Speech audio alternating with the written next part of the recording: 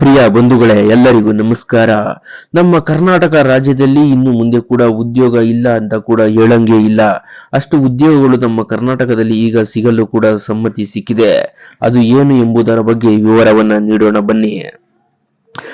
ರಾಜ್ಯದಲ್ಲಿ ಹೂಡಿಕೆ ಸಮ್ಮತಿಸಿದ ಜಪಾನಿನ 150 ಕಂಪನಿಗಳು.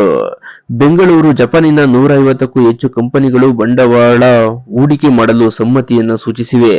ಬೆಂಗಳೂರಿನಲ್ಲಿ ನಡೆಯಲಿರುವ ಜಾಗತಿಕ ಹೂಡಿಕೆದಾರರ ಸಮಾವೇಶಕ್ಕಾಗಿ ಕೈಗಾರಿಕಾ ಸಚಿವ ಬಿ.ಎಂ. ಪಾಟೀಲ್ ನೇತೃತ್ವದ ಕರ್ನಾಟಕ ಸರ್ಕಾರ ಉನ್ನತ ಮಟ್ಟದ ನಿಯೋಗ ಜಪಾನ್ನಲ್ಲಿ ಮಂಗಳವಾರ ಆಯೋಜಿಸಲಾಗಿದ್ದ ಸಭೆಯಲ್ಲಿ ಕೆಲ ಕಂಪನಿಗಳು ಹೂಡಿಕೆ ಒಪ್ಪಂದಕ್ಕೆ ಸಹಿ ಮಾಡಿದ್ದಾರೆ. ಕೆಲ ಕಂಪನಿಗಳು ಹೂಡಿಕೆಯ ಭರವಸೆಯನ್ನ ನೀಡಿವೆ.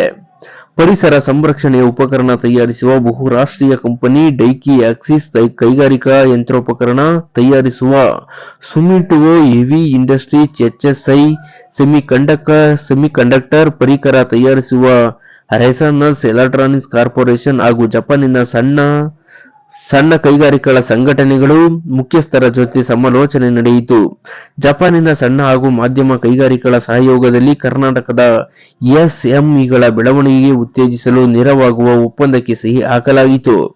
100 ಕೋಟಿ ವೆಚ್ಚದಲ್ಲಿ ಕರ್ನಾಟಕದಲ್ಲಿ ತ್ಯಾಜ್ಯ ನೀರು ನಿರ್ವಹಣೆ ಉಪಕರಣಗಳ ಕೈಗಾರಿಕಾ ಘಟಕ ಸ್ಥಾಪಿಸುವ ಒಪ್ಪಂದಕ್ಕೆ ಡೈಕಿ ಆಕ್ಸಿಸ್ ನಿರ್ದೇಶನಾಲಯ ರಿಯೋಟೊ ವಜಾ ಸಹಿ ಹಾಕಿದರು. ಸುಮಿಟೊಮೊ ಹೆವಿ ಇಂಡಸ್ಟ್ರೀಸ್ 2024ರ ಅಂತ್ಯದ ವೇಳೆಗೆ ಬೆಂಗಳೂರಿನಲ್ಲಿ ತನ್ನ ಪ್ರಧಾನ ಕಚೇರಿ ಪ್ರಾರಂಭಿಸಲಿದೆ. ಜಪಾನ್ ಸರ್ಕಾರದ ಎಸ್ಎಂಆರ್ಜೆ ಸಂಸ್ಥೆಯ ವಾಹನ ಬಿಡಿಭಾಗ, ಎಲೆಕ್ಟ್ರಾನಿಕ್ಸ್, ವೈಮಾಂತರಿಕ್ಷ ಹಾಗೂ ರಕ್ಷಣೆ ಸಂರಕ್ಷಣಾ ಭಾರೀ ಯಂತ್ರೋಪಕರಣಗಳ ತಯಾರಿಕೆ ಕ್ಷೇತ್ರದಲ್ಲಿ ತಮ್ಮ ವಹಿವಾಟುವನ್ನು ವಿಸ್ತರಿಸಲು ರಾಜ್ಯ ಸರ್ಕಾರ ಸಿದ್ಧವಿದೆ.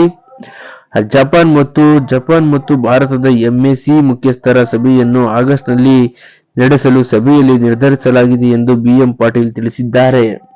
ಇನ್ನು ಮುಂದೆ ಕೂಡ ಹೆಚ್ಚು ಕೂಡ ಕೆಲಸಗಳು ಸಿಗುವುದರಲ್ಲಿ ಕೂಡ ಅನುಮಾನವೇ ಇಲ್ಲ. ಈ ಕಂಪನಿಗಳು ಎಲ್ಲವೂ ಕೂಡ ಬೆಂಗಳೂರಿಗೆ ಬಂದು ಕೂಡ ಸ್ಥಾಪನೆಯನ್ನ ಮಾಡಿದರೆ ಕೂಡ ಎಲ್ಲರಿಗೂ ಉದ್ಯೋಗ ಸಿಗುವ ನಿರೀಕ್ಷೆ ಇದೆ. ಥ್ಯಾಂಕ್ ಯು, ಧನ್ಯವಾದಗಳು.